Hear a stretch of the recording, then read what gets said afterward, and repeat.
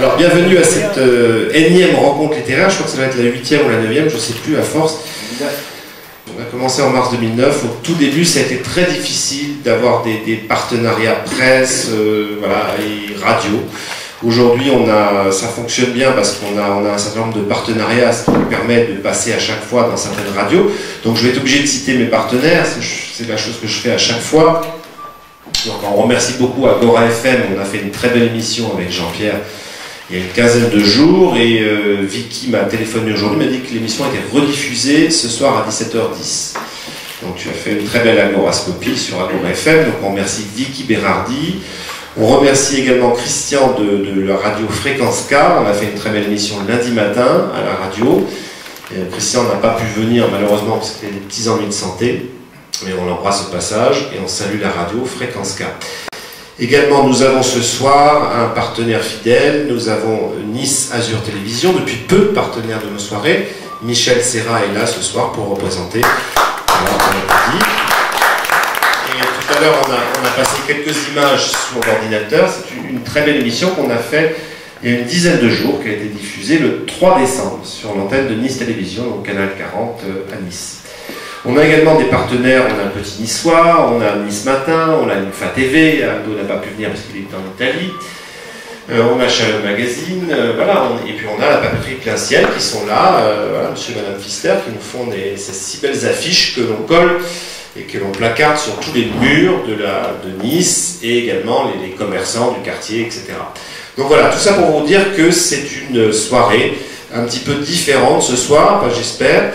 Parce que nous avons quelqu'un d'un petit peu différent, parce que nous avons un auteur de BD. D'habitude, nous recevons des romanciers, des historiens. Là, ce soir, ça va être un petit peu différent, parce que Jean-Pierre Diric est quelqu'un de très talentueux. Ça va être une soirée exceptionnelle. Et c'est un dessinateur de grand talent. Et depuis peu, également romancier, puisqu'il y a peu de temps, vient de sortir un ouvrage, un roman, qui s'appelle, que j'ai beaucoup aimé, et que mon collègue Joseph Luciani a beaucoup aimé, qui s'appelle Simca Pigeot, qui est un voyage initiatique de deux jeunes de banlieue en Afrique, et c'est une forme de clin d'œil, et pour moi c'est une bande dessinée, mais sans les images, rien qu'avec du texte. Sinon Jean-Pierre Diric, je l'ai rencontré il n'y a pas tellement longtemps, quelqu'un que je connais depuis peu de temps, mais entre nous ça a tout de suite fonctionné, on s'est rencontrés au salon de Besançon, parce que je venais présenter mon dernier livre, et c'est un ami commun, Jean Sicardi, qu'on salue au passage, qui me l'a présenté. On est allé dîner ensemble et on a parlé de l'idée de cette soirée au mois de septembre. Voilà, donc Jean-Pierre, je vais vous parler un petit peu de lui, et puis c'est surtout sa conférence, hein, c'est pas du tout ma soirée, moi je ne suis que le reçoit. Je suis. Peut-être tu donnes le micro à Jean-Pierre si tu veux intervenir. Hein. Il fait ça merveilleusement bien, vous avez vu ça hein. Non, mais je veux dire, c'est ta soirée ce soir, hein, c'est ta soirée, tu es mon invité, mais c'est ton émission, c'est ta soirée, comme dirait Jacques Martin. Voilà. Donc, je vais juste parler un petit peu de lui pour dire que c'est quelqu'un que j'aime beaucoup, c'est quelqu'un qui a beaucoup de talent, et c'est quelqu'un qui m'a impressionné au début parce que ce monsieur a travaillé pour un magazine qui s'appelle Pif Magazine. Et ça, quand j'étais enfant, c'était quelque chose d'incroyable, Pif Magazine. On attendait chaque semaine de petits gadgets.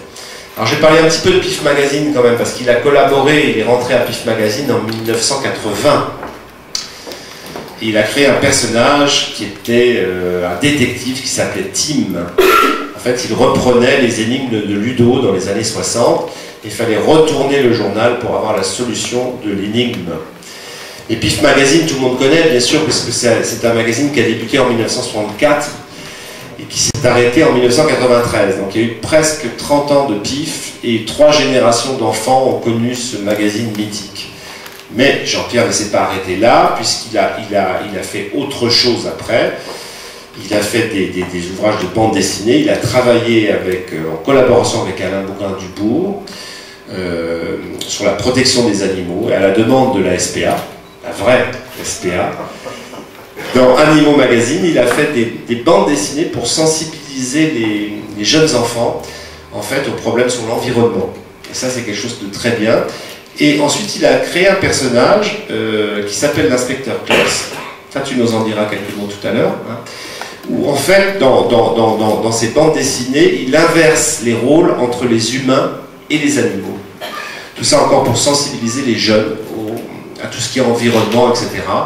Et c'est quelque chose de très important parce qu'avec l'Europe aujourd'hui qui se dessine, les jeunes sont très sensibilisés à l'environnement, à la protection de la nature et des animaux. Jean-Pierre, il a aussi fait un ouvrage satirique sur Chirac qui s'appelait Tout Chirac en 2003, qui a eu beaucoup de succès, parce que je crois que tu as fait beaucoup d'émissions de télévision, notamment Michel Drucker et tout ça, donc c'est quand même formidable. Et aujourd'hui, c'est un monsieur qui est quand même traduit dans 6 langues différentes, il faut quand même le savoir, et dans une dizaine de pays, avec des pays quand même comme la Roumanie, comme la République tchèque, comme la Slovaquie, voilà, comme l'Italie, etc. Donc c'est quelqu'un quand même qui vend beaucoup de livres en France et à l'étranger.